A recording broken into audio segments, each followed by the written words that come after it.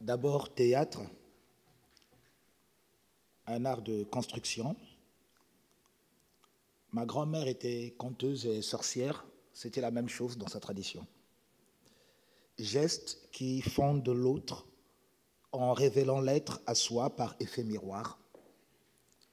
Ma grand-mère, quand elle racontait des contes, généralement elle commençait à 22h et elle s'arrêtait à 8h du matin. Théâtre, mais surtout jeu et jeu du théâtre. Tout est dans l'acte de son temps, l'acte que le temps accorde. Dire et jamais refaire, faire et jamais reproduire.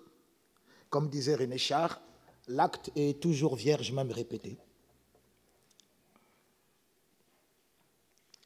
Mais comment inventer un art qui est venu chez moi en bateau avec les colons portugais et français en même temps que la syphilis?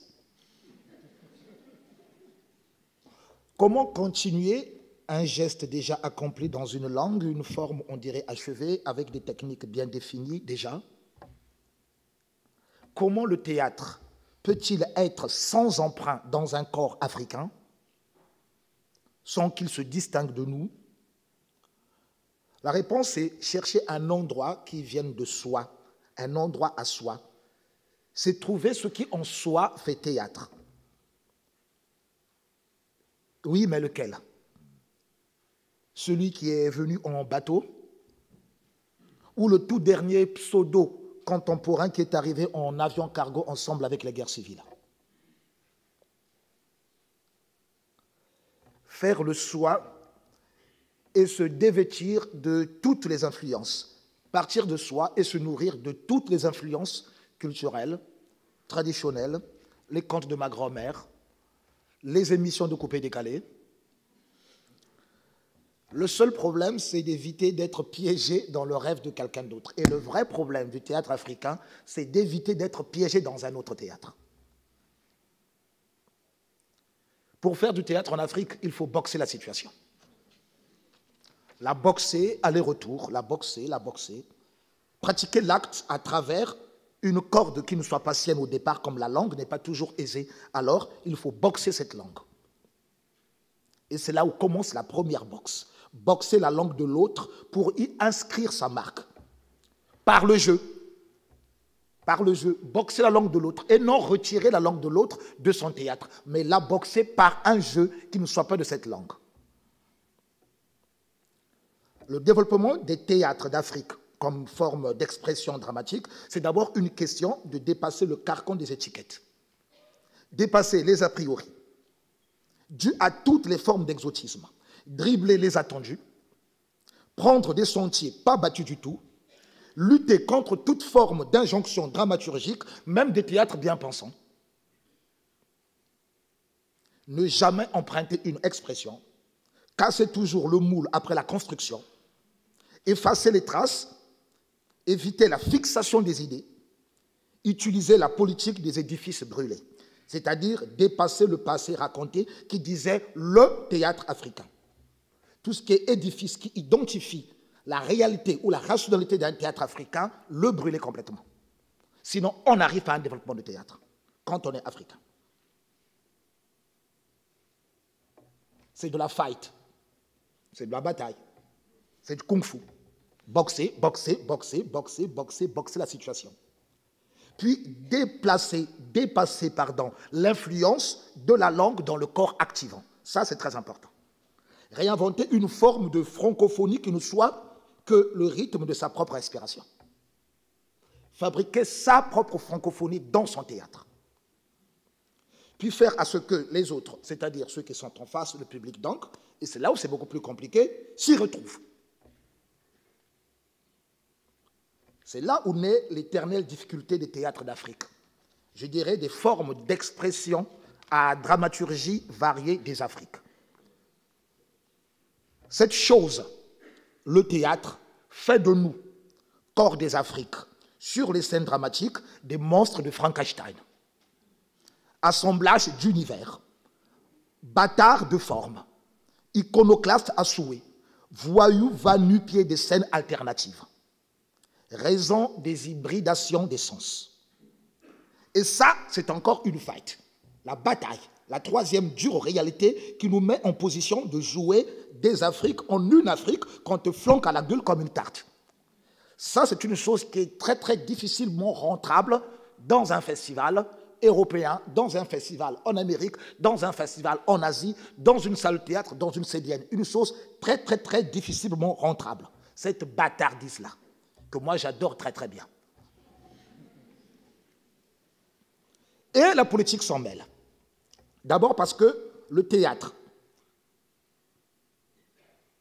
pas très représentation d'une culture nationale en Afrique, encore pire d'une culture traditionnelle, parce que c'est un petit chiot sauvage qui ne sait pas se tenir et surtout qui ne voudrait jamais savoir se tenir.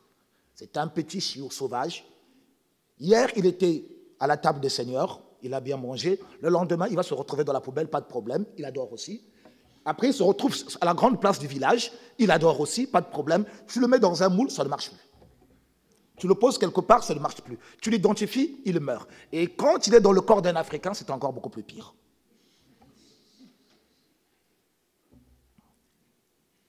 Le théâtre africain ne la ferme pas.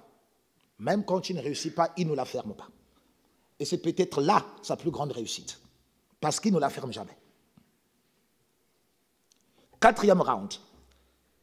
Les politiques, les gouvernements frappent. Toujours. Et ça commence par cet acte-là. Un acte qui a été posé sur la scène. Et là, ça commence à devenir plus qu'intéressant.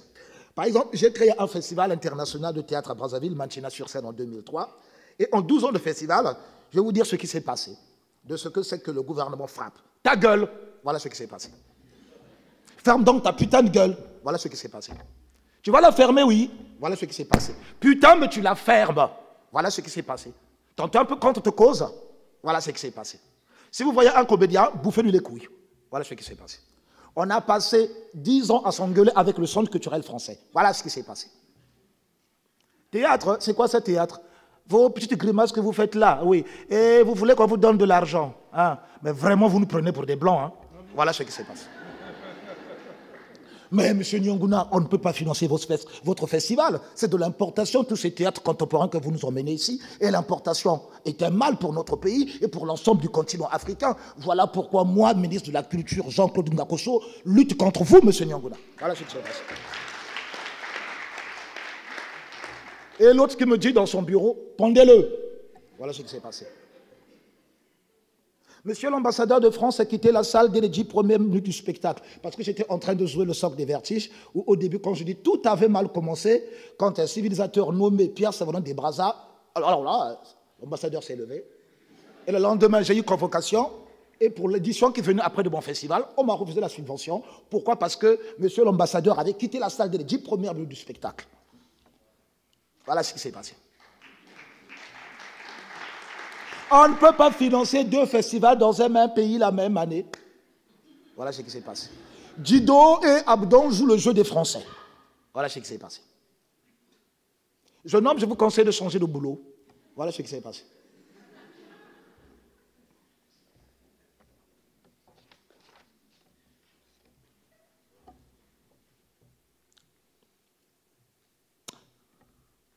Mais Souni Laboutonsi m'avait appris à casser le mur. Mohamed Ali a boxé la situation. Et ma grand-mère me disait, la plus belle façon pour aller d'une commissure de lèvres à une autre commissure de lèvres, c'est de contourner la tête en passant par la nuque. L'autre face du diable. Donc, faire du théâtre aujourd'hui en Afrique, c'est un geste de résistance. Contre toute forme de léthargie, contre toute forme d'apathie, contre toute forme d'endormissement, contre toute forme de propagande, contre toute forme de facilité et surtout contre toutes les formes de sous-développement. J'ajoute à cette bataille une dimension d'expression aiguë, la colère. Oui, la colère.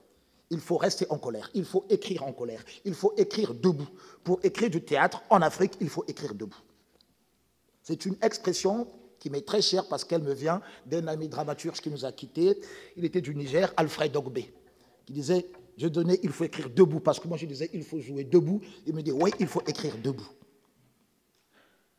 La colère doit rester, la colère. Et j'aime ma colère. Elle me fait vibrer.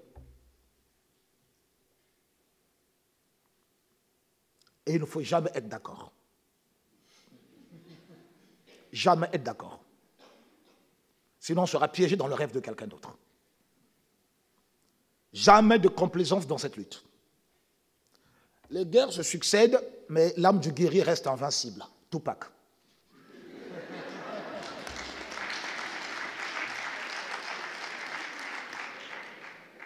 Mais jouer les Afriques en son Afrique, c'est avoir des alliés aussi, et surtout des alliés en Occident comme en Afrique.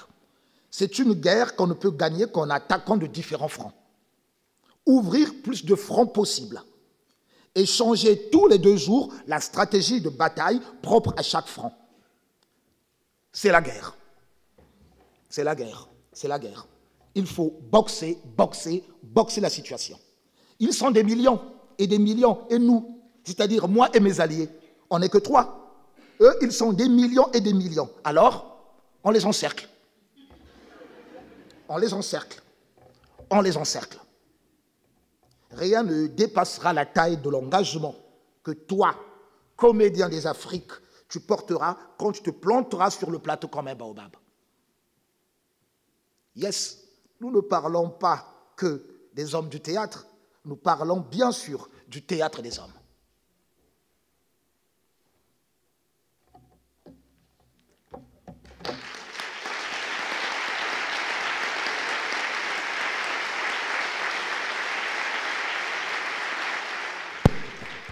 Merci beaucoup.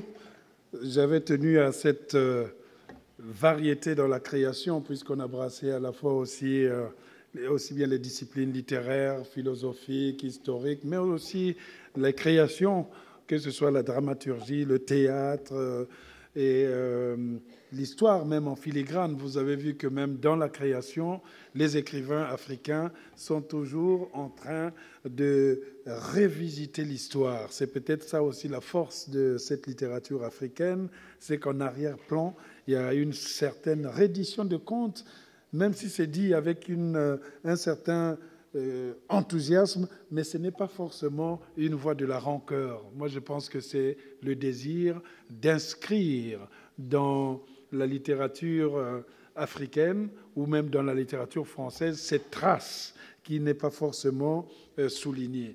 Et c'est peut-être aussi pour cela que nous allons vers l'écriture d'une autre France, l'écriture de la France noire, qui sera l'objet du panel de l'après-midi, après la pause déjeuner. On verra avec cette écriture de la France noire la diversité en question, avec Pascal Blanchard, qui est dans la salle ici, Pape Ndiaye, qui est également ici, Rokhaya Diallo, que j'ai aperçu au bout là-bas, et François Durper, qui est en train de venir peut-être à cheval, mais il arrivera. Voilà. Et puis dans un deuxième, troisième panel, on retrouvera d'autres, Dominique Thomas, Dany Laferrière, Françoise Vergès, Achille Mbembe, qui nous écoute sagement ici et qui est revenu hier de Johannesburg. Et puis, vous aurez une surprise juste avant que je ne fasse la clôture. Je pense que le temps étant très serré, il me sera difficile de prendre les questions, les réponses, sinon les intervenants qui doivent manger ne mangeront pas. Ceux qui ont déjà parlé risquent de ne pas manger. Donc, je vous demande d'accepter mes excuses et les intervenants et la salle. Je suis désolé, je ne peux pas prendre d'autres questions, sinon on ira très loin.